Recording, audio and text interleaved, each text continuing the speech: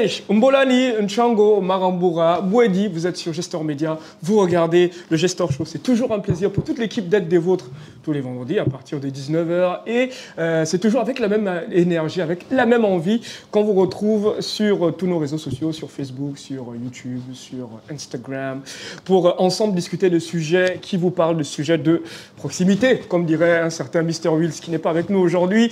Quoi qu'il en soit, allez, Sonobian, c'est mon nom, je ne suis pas tout seul autour de cette table, ils sont tout beaux. Je m'en vais d'abord commencer par présenter la First Lady. Est-ce qu'on peut faire un maximum de bruit pour Miss Kay, s'il vous plaît?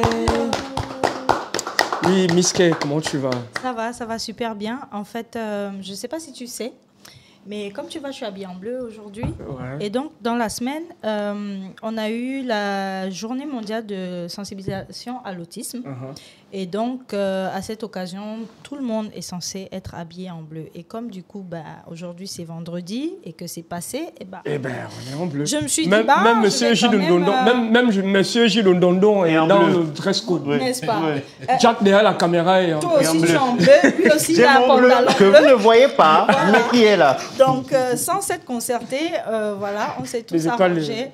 Voilà, à être en bleu aujourd'hui. Et justement, en parlant de l'autisme, je fais vraiment une petite parenthèse. C'est important d'aller vous documenter, les gars. Des fois, quand vous voyez un enfant qui ne parle pas vite ou qui a des problèmes pour s'adapter, etc., ce n'est pas forcément le vampire ou la mère qui a traversé l'enfant.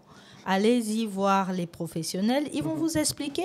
Un enfant autiste, ce n'est pas forcément un maboule. Vous avez des grandes têtes, des personnalités publiques, des génies de ce monde qui étaient autistes. Et Lionel Messi, il est autiste. Et Elon Musk est autiste.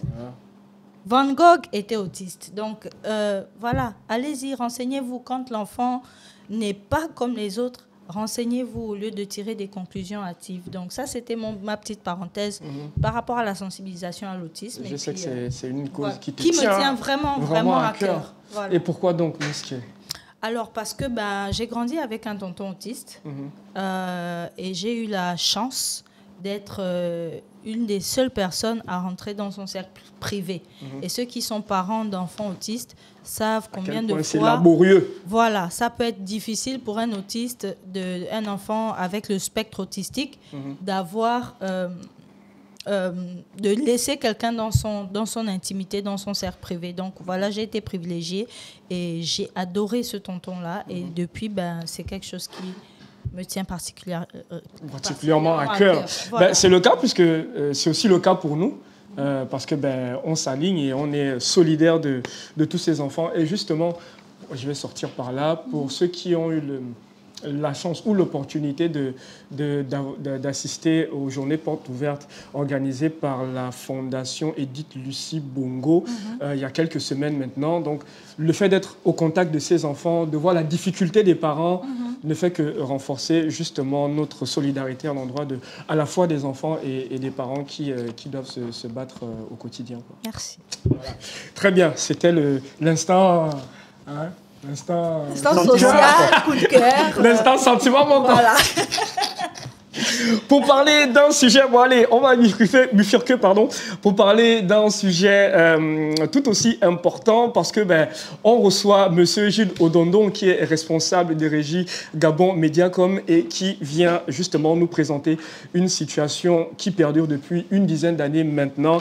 Et c'est toujours compliqué lorsqu'on a des Gabonais qui se lancent justement dans l'entrepreneuriat, de voir leurs activités cesser être interrompues du jour au lendemain.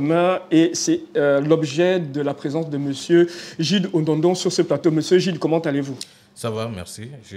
C'est pas trop compliqué? Ça va? Je suis tout à fait... Enfin, je suis ravi déjà d'être on va dire, sur le plateau de G-Store pour parler de ces sujets qui est brûlant et tout aussi brûlant. Parce que vivre 10 ans avec... une situation de précarité, ce n'est pas souvent facile. Et c'est pourquoi aujourd'hui, je remercie toute l'équipe de m'avoir accordé ce petit instant afin d'expliquer aux Gabonais pour que l'opinion publique soit beaucoup plus édifiée sur votre situation. Alors, il se passe quoi au sein des régies publicitaires au Gabon? Alors, du moins, enfin, en ce qui concerne la vôtre. D'accord. Ce n'est pas seulement la mienne.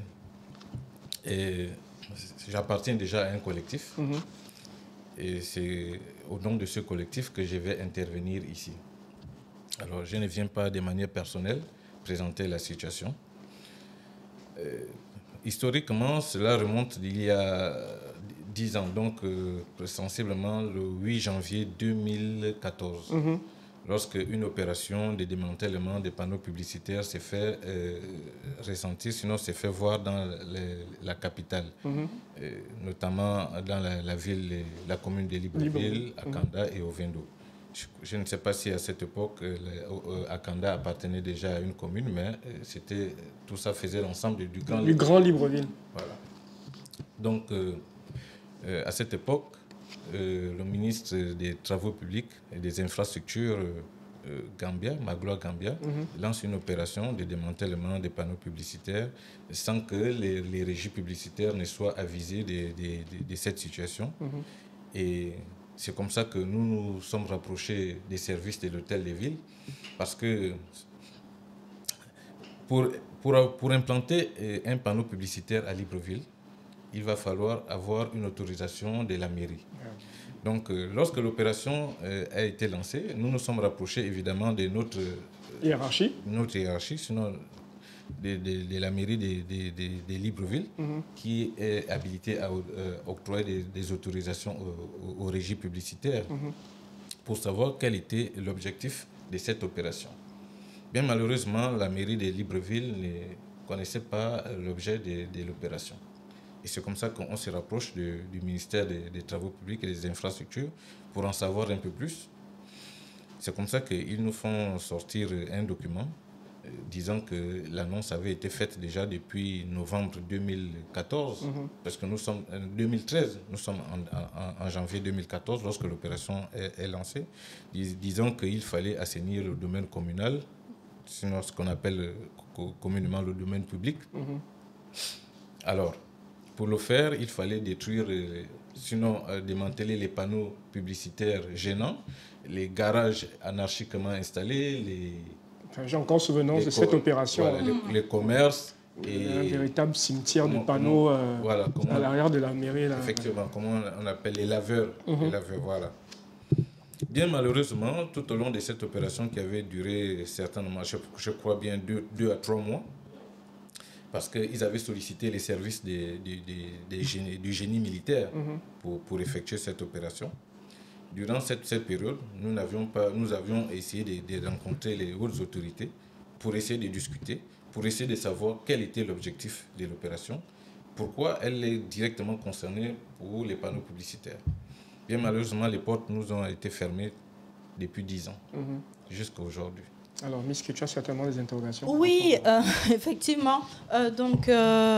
Déjà, c'est assez touchant de savoir que ça fait 10 ans que cette situation perdure. Et du coup, vous avez dit que vous avez été... l'opération a eu lieu sans préavis. Effectivement. Mais lorsque les portes vous ont été fermées, quelle procédure est-ce que vous avez mis en place pour pouvoir vous faire entendre? Et est-ce que depuis, ça aboutit à une quelconque entrevue ou une quelconque rencontre pour pouvoir améliorer les choses? Ici, j'ai avec moi, vous n'aurez certainement pas le temps de lire toutes ces déclarations. Mais je vous présente quand même au moins 2 déclarations. Voilà. Ici, c'est la toute première déclaration que nous avions eu à faire lorsque l'opération avait été lancée. Donc, c'était une conférence de presse, c'est ça? C'était une conférence de presse. Ici, nous sommes en 2016. Nous avions essayé de relancer, essayer d'interpeller toujours les gouvernants par rapport à la question. Bien malheureusement, la situation est restée terne. Toutes les personnes que nous avions eu à contacter ont toujours gardé le même langage. Les décisions venaient du haut. Alors, pour nous poser la question de savoir, le haut, c'était qui exactement jusqu'à ce jour? Nous n'avions jamais eu gain de cause, nous n'avions jamais eu à discuter avec qui que ce soit. Nous sommes allés plus loin en faisant des propositions du genre harmoniser le secteur d'activité, de telle sorte que chacun puisse se retrouver par rapport aux différents axes qui avaient été choisis. Parce que si vous constatez sur les grands axes, vous verrez qu'il y a aujourd'hui des jolis panneaux. Ce sont les panneaux appartenant à la régie publicitaire JCDECO. Ces panneaux publicitaires, aujourd'hui, selon le document qui nous avait été fait parvenir par le ministre des Infrastructures de l'époque, qui disait qu'il aurait souhaité que les régies publicitaires mettent en place des nouveaux panneaux, des panneaux déroulants. Mais lorsque vous regardez sur le front de l'aéroport, vous verrez qu'il n'y a pas seulement les panneaux déroulants, il y a des panneaux statiques. Ça veut dire que après étude, nous avons constaté que les panneaux déroulants ne permettaient pas une bonne visibilité de la publicité. Pourquoi? Parce que supposons que vous êtes un annonceur et vous voulez passer faire de la publicité sur un panneau déroulant. Mais au moment où vous vous attendez à voir votre publicité, c'est en ce moment où cette publicité soit passe le relais à la suivante. Elle aurait déroulé. Mais vous pouvez compter le nombre de fois dans la journée, vous verrez que peut-être vous aurez la chance de voir 2 ou 3 fois votre publicité. Oui, mais est-ce que ce n'est pas aussi excusez-moi, est-ce que ce n'est pas aussi une alternative de la mairie pour trouver une solution justement à toutes ces régies publicitaires justement qui sont à Libreville, de se dire bon voilà, on va instaurer un système de turnover pour que chacun trouve son compte. Est-ce que ce n'est pas aussi parce que justement pour renforcer ce que tu dis, on arrivait quand même à un moment donné à une anarchie. Au niveau des panneaux publicitaires, il y en avait trop et des fois même on avait une suite de panneaux qui ne permettaient même pas finalement que effectivement les publicités se voient. Est-ce que ce n'était pas peut-être une manière d'harmoniser? Après, je comprends le fait que vous n'ayez pas eu de préavis, donc c'est venu de manière inopinée. Et effectivement, comme il disait, c'est peut-être une façon de pallier le problème. Mais est-ce que vous avez du coup au moins eu des compensations par rapport à ça? Bien malheureusement, non. Mais en même temps, a priori, je vais quand même essayer de lever l'équivoque par rapport à votre question. Alors, la mairie autorise un certain nombre de métiers pour implanter un panneau publicitaire. On ne peut pas implanter un panneau publicitaire de manière anarchique. Donc, il vous autorise un certain nombre de métiers qui permettent à chaque opérateur d'implanter et d'avoir. En fait, nous sommes sur un marché concurrentiel. Bien sûr. Donc, de pouvoir implanter et de pouvoir faire passer son produit. Donc, c'est comme ça que ça se passe. Et c'est la mairie seule qui est habilitée à gérer ce métier. Lorsque vous sollicitez de la mairie l'implantation, il vous demande d'énumérer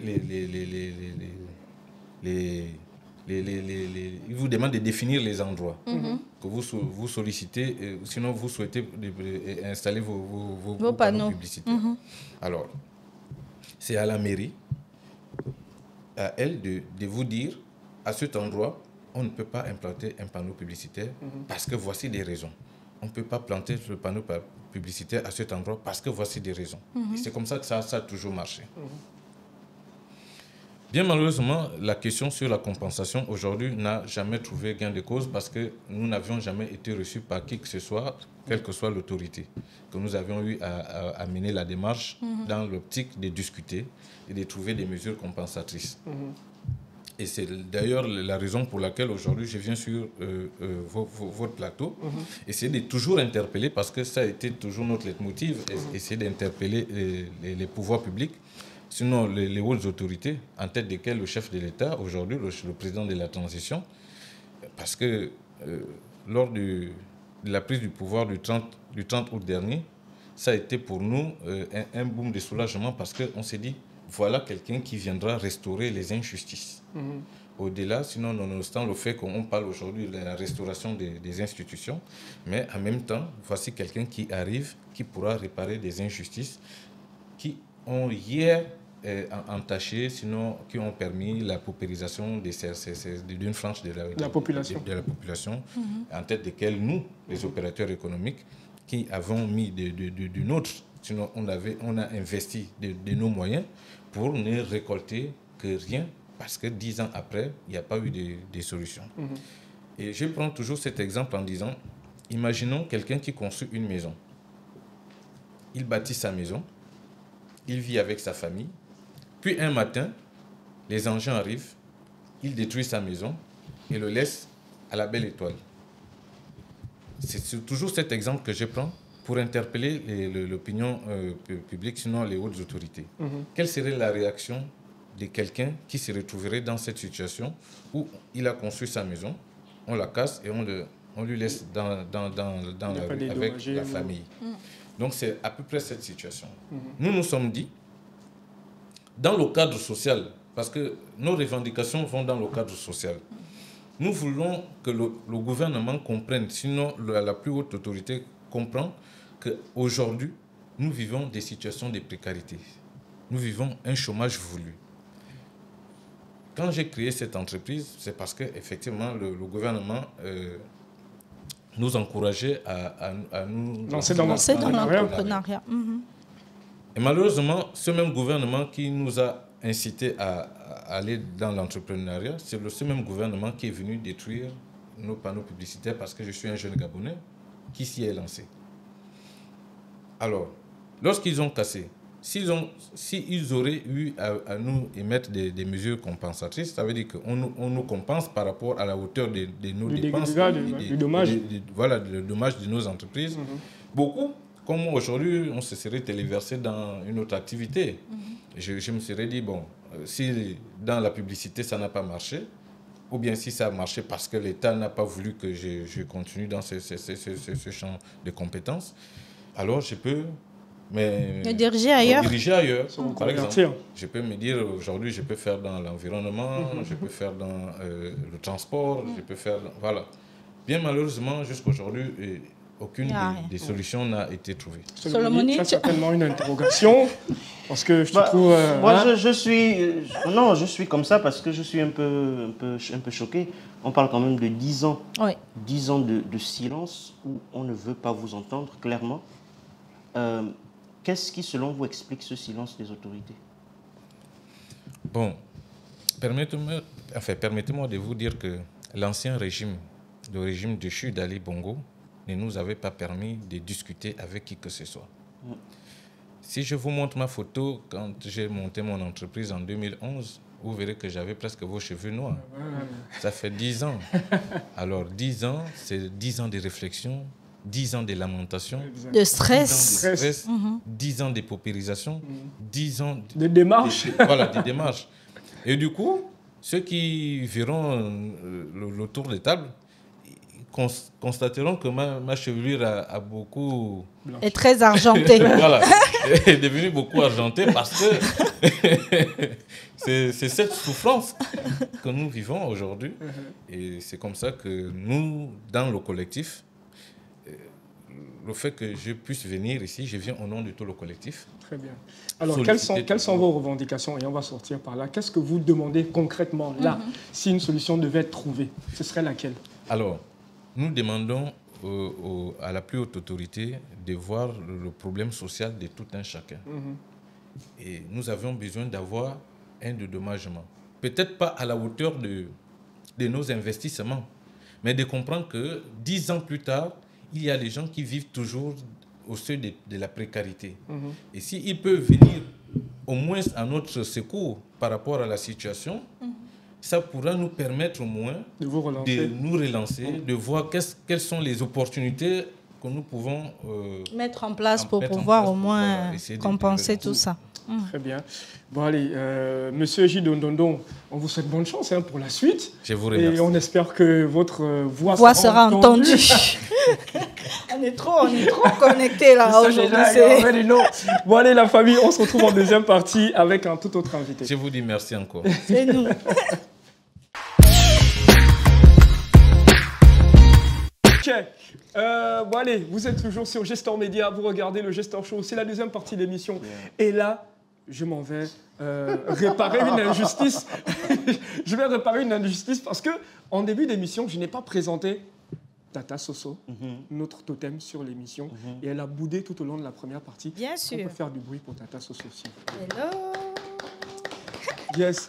Et là, c'est le cœur peiné. Là, j'ai même envie de m'arracher les cheveux, pourtant je suis rasé. J'ai envie vraiment de me rouler par terre tellement j'ai fait une erreur impardonnable. Je n'ai pas présenté le Flower Boy. Est-ce qu'on peut faire un maximum de bruit pour Solomoni, s'il vous plaît? Le Flower Boy. Celui-là, même si on me trie. Non, tu ne peux pas être... Solomoni, je vais te répéter ce que je te dis tous les jours. Solomoni, on t'aime. We love Quand tu n'es pas là, c'est compliqué sur ce plateau. Ça manque de saveur, ça manque de flow. C'est la mort. Amen. Bon allez, vous êtes en deuxième partie d'émission et c'est toujours avec un plaisir qu'on est des vôtres. Hein, et on a un nouvel invité, and he goes by the name of Kizo Yoko. Est-ce qu'on peut faire du bruit pour Kizo Yoko, s'il vous plaît? Kizo, qui est notre invité aujourd'hui, parce qu'il vient nous présenter un ouvrage baptisé Destinée. Kizo, comment tu vas? Je vais super bien, et vous là? Oui, tu peux rapprocher le micro, tu peux rapprocher. Là, comme ça? Oui, ici. voilà. Ok, donc en fait, à chaque fois, il faut que je me coupe comme ça pour parler. Tu n'as même pas besoin de te couper. Bon. Non. Oui. Là, c'est bon? Là, c'est top. Voilà. Ok, nickel, Là, c'est top. parfait. La forme, parfait. Kizo? Ouais, la forme tranquille, je suis très honoré d'être là, très ravi, et je pense qu'on va passer un très bon moment. En tout cas, Super. C'est le but, c'est l'objectif. Nickel. Voilà, donc tu viens nous présenter cet ouvrage qui est ton premier ouvrage. On sait que avant d'écrire ce livre, tu as eu plusieurs vies, dont celle de réalisateur. Enfin, tu es passé par plusieurs étapes avant d'arriver à écrire un bouquin. Justement, qu'est-ce qui t'emmène à écrire ce bouquin lorsqu'on sait que tu as quand même mené un certain nombre d'activités avant d'en arriver à ce livre? Alors, je pense qu'avant de commencer, il était important de me présenter pour toutes les personnes qui ne me connaissent pas. Alors, c'est sûr qu'aujourd'hui, je viens en tant qu'auteur, écrivain. Mais comme tu viens de le dire tout à l'heure, je suis producteur, réalisateur, directeur artistique, photographe, vidéographe aussi, si ça se dit, investisseur et entrepreneur. Et récemment, on a également lancé une web télévision, un peu comme la vôtre, allant par le nom de VTAV, Va te faire voir, comme je t'ai expliqué. Oula! Voilà. En fait, c'est un jeu de mots entre VTAV, Va te faire voir, va montrer au monde ton potentiel, en fait. Ok. Voilà. Donc, il y a un double sens, en fait. Exactement, il y a un double sens. Et justement, c'était un choix de choisir justement ce nom, puisque justement, ça interpelle et ça donne envie aux gens d'aller regarder. Et au final, le livre destiné un peu, c'est la résultante de tout ça, parce que j'ai voulu en fait montrer aux gens mon parcours, pour que ça soit vraiment en adéquation avec ce que je présente, pour que les gens comprennent un peu le principe. Donc dans ce livre, je parle de mon parcours, de comment j'ai grandi, où j'ai grandi autant pour moi, comment je suis arrivé en France, tout ce que j'ai bâti en France, notamment quelques péripéties aussi que j'ai eues. Bien sûr. Et j'ai pu quand même développer tout ça et faire un projet abouti. Par derrière, il y a également le fait de pouvoir passer un message à tout le monde, toutes les personnes qui rêvent, qu'il ne faut jamais lâcher, peu importe les obstacles de la vie, il faut toujours avancer pour pouvoir atteindre nos objectifs. Voilà, c'est un peu ça. Il y a beaucoup de développement personnel. Voilà. Miske, tu as certainement des interrogations par rapport à notre invité. Je vais laisser Solomoni. Passe la main à Solo. Non, mais il y a deux choses. Quand j'ai vu la couverture, et puis ce qui m'a interpellé, c'est autobiographie. Ouais. Et ça m'a d'abord fait penser à un roman. C'est pas une autobiographie, c'est un roman. C'est un Gabonais aussi. Son nom ne me revient pas là tout de suite. Mais ça s'appelle Péripéties d'immigrés. D'accord. Et c'est plutôt le même type d'histoire, ce Gabonais qui raconte son parcours et tout ça. Autobiographie, c'est plutôt rare de voir quelqu'un qui n'est pas forcément pas forcément une personnalité publique, en tout cas grand public, voilà, qui décide d'écrire une autobiographie. J'aime l'idée parce que effectivement ça permet d'encourager les autres, ça montre un parcours et ça montre qu'on peut se projeter. Mais j'ai envie de savoir comment on se lève un matin et puis on se dit bon, je vais écrire sur moi. Parce qu'on se dit qu'on peut aussi se lever un matin et perdre la vie, tout simplement. Et on se dit aussi que tant qu'il y a possibilité de laisser quelque chose aux autres, il faut le faire. Parce qu'il y a des personnes, des fois, qui vont se dire j'ai envie de passer à l'action, faire un projet, mais j'attendrai demain, après-demain. Seulement, ces personnes sortent de chez elles et hop, il y a une voiture qui passe. Et voilà, c'est la fin. Un rêve s'arrête. Donc moi, j'ai décidé de mettre en place ce livre parce qu'effectivement, comme il venait de présenter, j'ai un parcours quand même derrière. C'est un parcours qui est légitime. Je ne suis pas là pour être la personne qui va venir vous donner des conseils, etc., sans avoir accompli quelque chose. Ce que je fais, c'est légitime. Comme je l'ai présenté tout à l'heure, je suis producteur, j'ai pas mal de réalisations. Je fais de la vidéographie. D'ailleurs, pour la petite parenthèse, j'ai travaillé avec un artiste du coup, avec lequel vous bossez beaucoup ici, Ekomindon. Je réalise la plupart de ses clips, tout ça. C'est la petite parenthèse. J'ai investi également dans l'immobilier en perso. J'ai monté une société, etc. Donc, c'est tellement de choses que je fais et que j'ai fait dans ma vie et que je continue toujours à faire que je pense qu'ils sont légitimes. Et c'était important pour moi de mettre cela dans un livre pour pouvoir montrer aux gens le parcours. Parce qu'en fait, en gros, si vous voulez, je pense aussi, après, je ne sais pas si vous l'avez constaté, il y a beaucoup de faux entrepreneurs qui viennent sur Internet, qui vous disent comment investir, etc. Mais en réalité, on ne voit pas leur réalisation. Donc moi, aujourd'hui, je suis vraiment dans le processus de montrer et dire comment faire pour pouvoir y arriver. Ça, c'est le premier côté. Le deuxième côté, c'est que je voulais également laisser un héritage à mes enfants. Parce que c'est important aussi que mes enfants puissent connaître d'où papa part, qu'est-ce qu'il a fait, par où il est passé, comment il a fait pour arriver là où il est aujourd'hui. Donc voilà, c'est aussi un héritage familial. En 2-3 phrases, comment vous le feriez là tout de suite? C'est dans quel passage exactement? C'est tout est possible à celui qui croit, tout simplement. Voilà comment je vais résumer ce livre. Et c'est par rapport à ça que j'ai écrit ce livre et j'ai intitulé Destinée. Voilà. D'accord.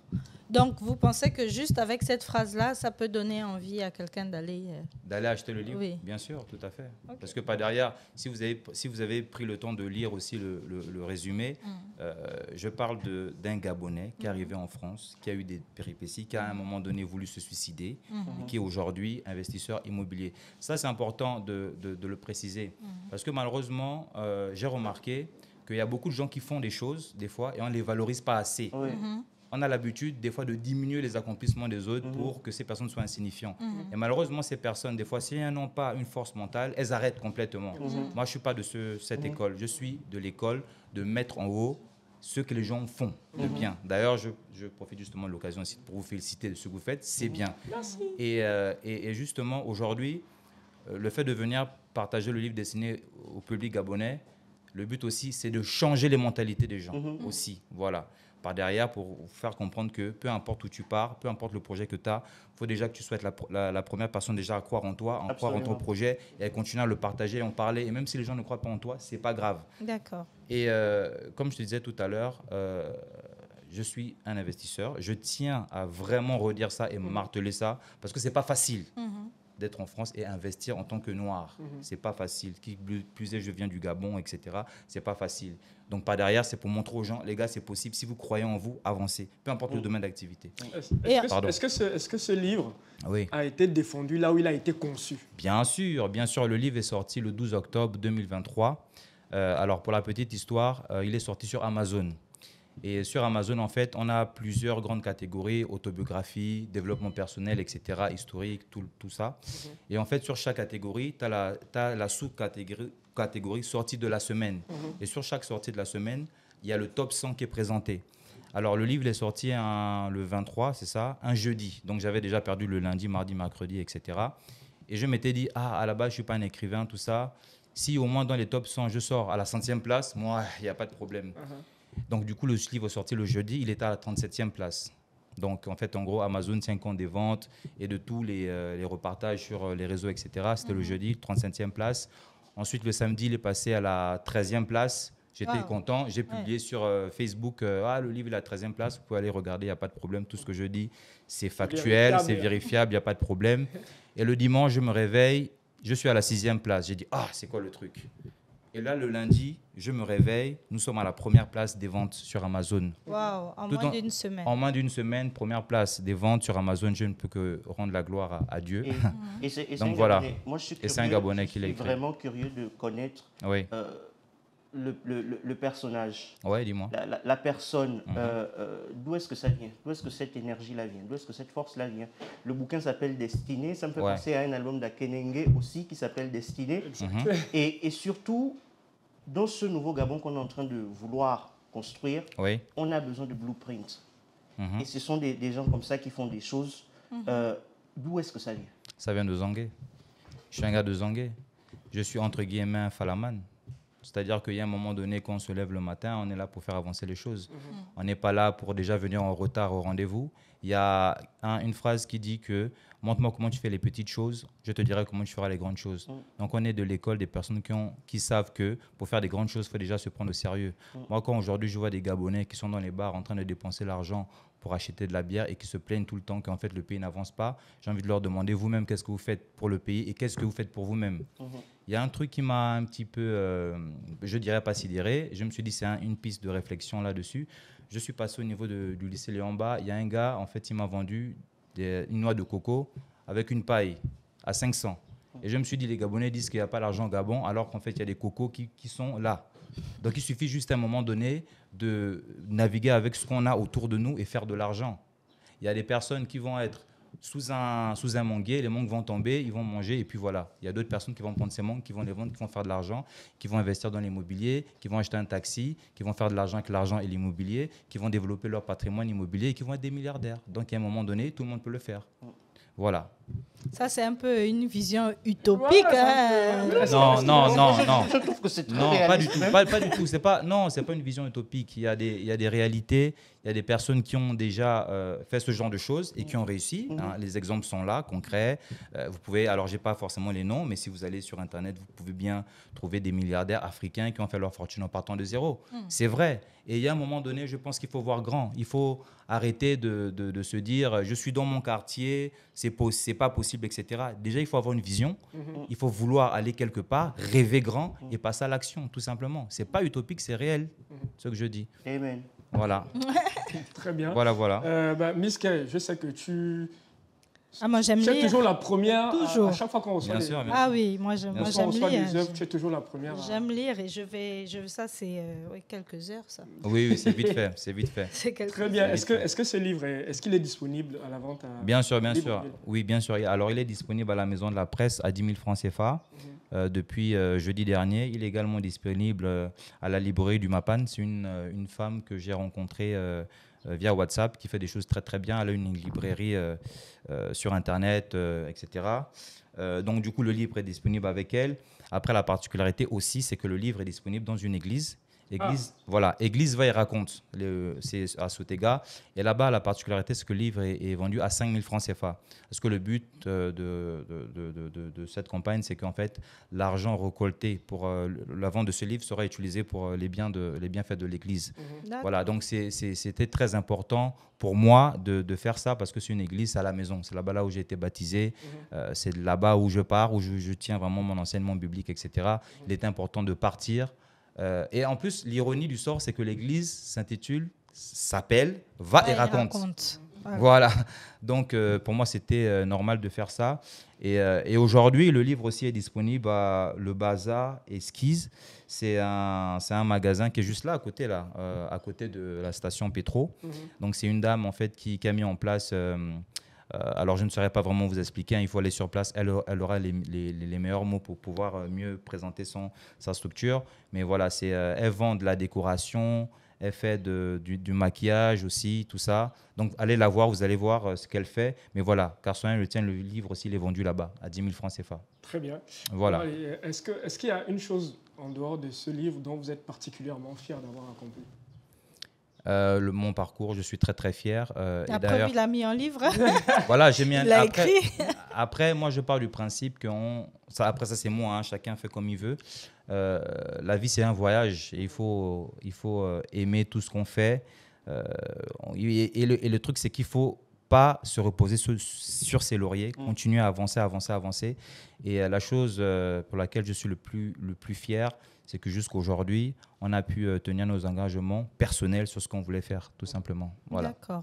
Et en termes de promotion du livre, qu'est-ce que vous faites ici, du coup, à Libreville? Est-ce que vous faites des lectures? Est-ce que vous Bien sûr. Des passages Bien sûr. Alors, justement, c'était bien de poser cette question parce qu'en fait, le 5, là, le vendredi 5, il y a une organisation d'un événement apéro littéraire à Akanda. Voilà, c'est Aude Charis. Voilà, c'est ça exactement. Avec Aude Charis, justement, qui organise ça. Donc voilà, c'est une fille que j'ai rencontrée sur Internet aussi. J'aime bien ce qu'elle fait. Franchement, c'est super bien. Parce que j'avais remarqué effectivement qu'à Libreville, il n'y avait pas trop de promotion pour les écrivains, etc. Et ce qu'elle fait, c'est vraiment quelque chose de bien, où elle fait des apéros littéraires, elle fait venir des férus de lecture aussi, c'est important. Exact. Des personnes qui ont l'habitude de lire pour discuter de manière constructive, etc. Donc l'événement va se dérouler au restaurant Big Mama Chicken à Akanda à 18h. Voilà, et c'est sous réservation, donc faites gaffe. C'est aujourd'hui du coup. Oui, c'est aujourd'hui, c'est ça, exactement. Je suis tellement dans ma communication que j'ai oublié de préciser, effectivement, c'est aujourd'hui à 18h. Est-ce qu'il y a un mot de fin? Parce que on est presque quasiment arrivé au terme de ce programme. Est-ce qu'il y a un message de fin que tu souhaiterais adresser à la jeunesse gabonaise et à toute Oui, bien sûr. Alors, jeune Gabonais, il faut que tu saches que tu as du pot. Il y a cette caméra-là. Voilà. Alors, jeune Gabonais, bon, déjà, je vais faire une petite communication sur le livre. Donc, le livre dessiné est disponible. N'hésite pas à l'acheter. Maintenant, toi, jeune Gabonais, sache que tu es grand. Sache que tu peux faire les choses. Ne te laisse pas distraire par les cobolos. Ne laisse pas distraire par les cailloux. Au lieu de faire des cailloux, prends beaucoup de cailloux et fais de la pierre pour faire de l'immobilier. Fais de l'argent. Étudie, réfléchis, essaie de cogiter avec ce que tu as, comment tu vas te développer. Voilà, donc force à toi et va accomplir ta destinée. C'est voilà. Très beau mot de fin, en tout cas. Je ne pense pas qu'on puisse faire mieux. Hein. Merci. Bon, Miss Kay, tu as quand même la lourde responsabilité de clore ce numéro. Alors, vous étiez sur le Gestor Show. Oh yeah. Oui. Sur Gestor Média avec l'équipe la plus glam du moment. Donc, Esonobian, le Flower Boy Solomoni et Kizo Yoko. Notre charmant invité Kizo Yoko. Et n'oubliez surtout pas de liker, de partager et de commenter le Gestor Show sur toutes nos plateformes. Donc, vous avez YouTube, TikTok, Facebook, Instagram. Voilà. Et on vous donne rendez-vous vendredi prochain à la même heure. Bye.